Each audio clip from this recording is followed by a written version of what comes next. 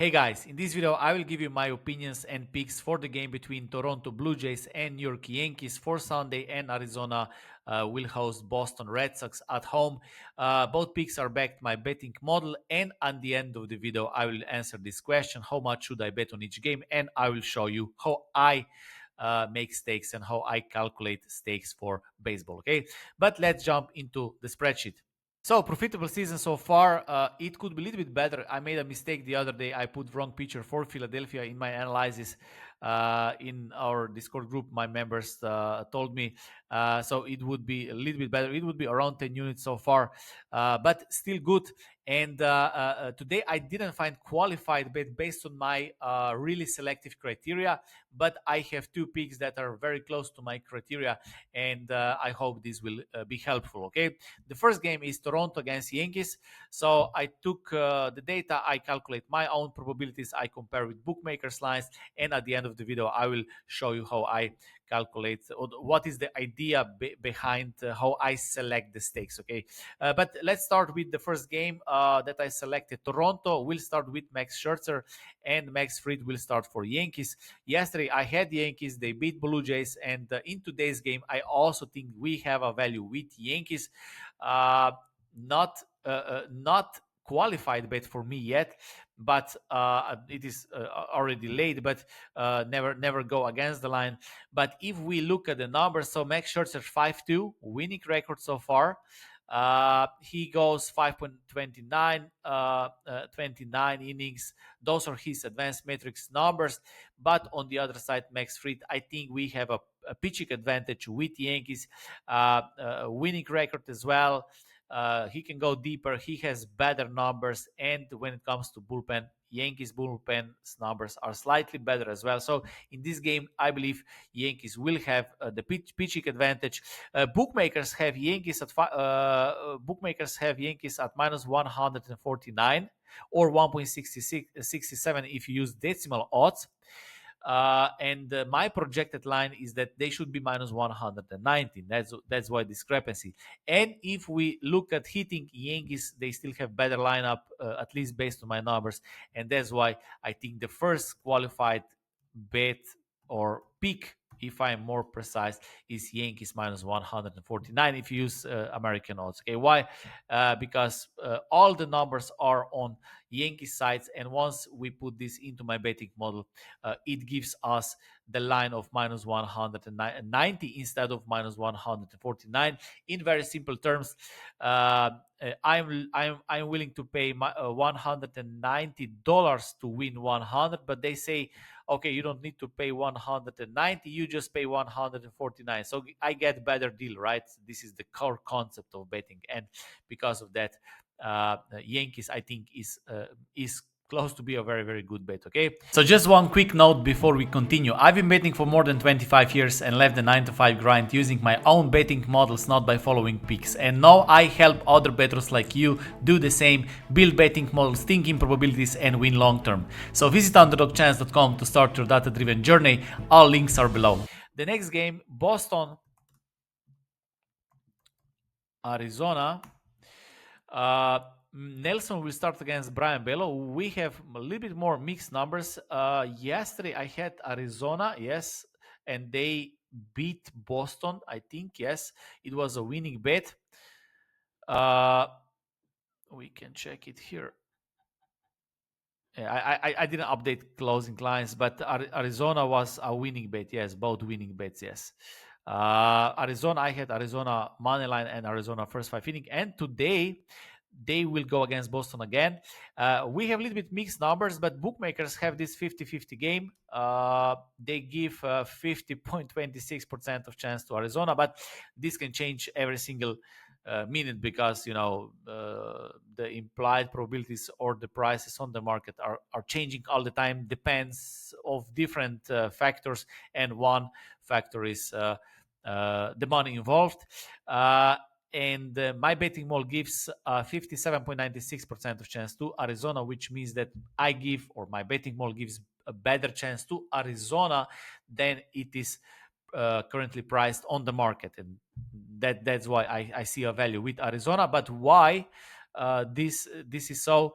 In the back, all those numbers are calculated into probabilities. But if we check just the numbers, Brian Bello 5.79 innings, Nelson very similar number. Those numbers, slightly better numbers from Nelson, or very very close to Brian Bello. So I don't see a lot of pitching advantage in this game at the start of at the start of the game. Later, Boston still has slightly better bullpen. That's why this is just below my criteria. I'm looking for 1.5. But I still think Arizona, if they can, if he can go a little bit deeper and then the bullpen fix this, they still can of course win. But I think Arizona might have small advantage here, and later in the game Boston will have small advantage when it comes to bullpen. When it comes to hitting, again mixed numbers. Boston's players line up a little bit better.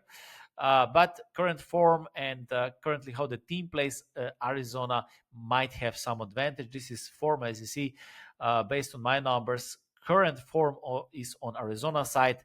Those are the reasons why my betting model gives around, I don't know, 7% of chance better than the market prices, and that's why I think Arizona at minus 106 is a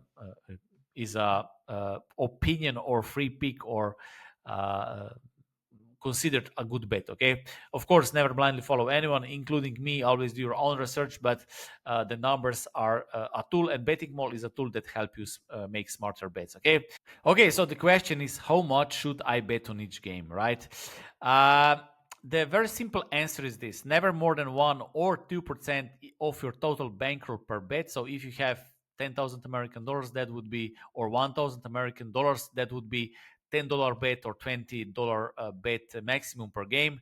And I would recommend stick to 1%, and then you can later adjust it. But the goal is to protect your bankroll. This protects you from losing streaks and allows your bankroll to grow over time, which is the goal. And many successful bettors use flat betting, some same amount every time, or proportional betting based on confidence level, backed by data, of course, but always within their unit size limits. This is the most important thing. Okay, you need to set your size limits. You need to set your goals, what you want to achieve, how much you are willing to lose, honestly, because most people say, yeah, I'm prepared to lose, I don't know, 10,000 American dollars, and then after first I don't know, $300 loss, they're in a panic. So they didn't really, they weren't really honest. Okay, you need to be really comfortable how much you will lose, and it is the same for all other speculative businesses, right? So so stick to 1% of your bankroll. And there, as I said, there are two ways. You can always bet the same amount, which is good for the start, but later you want to find the way. I use adjusted Kelly criterion. Kelly criterion is one formula. You need your predicted probability, usually with a betting model. So you need to calculate probability, because all the odds represent probability, right? You need to have your own probability, and then you have bookmakers odds. Once you have those two numbers, there is a formula adjusted, there is a formula, Kelly criterion, which will give you the number. And if there is bigger discrepancy, if there is more value, it will recommend to bet more. Okay, this idea comes from investing, where the good investment opportunity shows up. The formula suggests that you invest more. If there is a smaller opportunity, you invest less, right? So more value, invest more; less value, invest less, right? What I did, I adjusted it, because you cannot just implement this from I don't know, from investing into betting, because betting is more volatile. I found my own unique way, so I adjust this Cali criterion with 10. So it always recommends me around 1% or less. So if it shows me the number below 1. This is for me not qualified bet. In this case, in baseball, I'm looking for 1.5, which means that I have that room for mistakes and errors. So if there is enough discrepancy, then this is a good bet. And then if there is more value, if their discrepancy is bigger, then it can show me bet 1.5, 2%, and so on. But 2% is always maximum bet, okay?